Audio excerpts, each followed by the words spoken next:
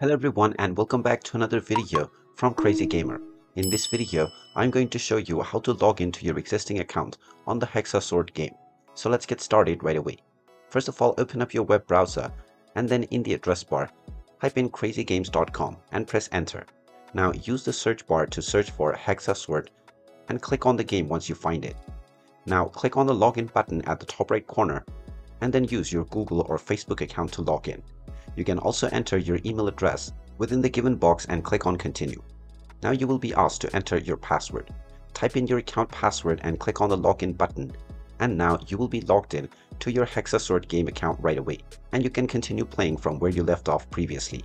And there you have it. That is how easy it is to log into your existing account on the Hexa Sort game. If you find this video helpful, make sure you hit that like button and subscribe to our channel if you haven't done so already. Also ring that notification bell to never miss another update from us. Thank you for watching and I will see you again in the next video.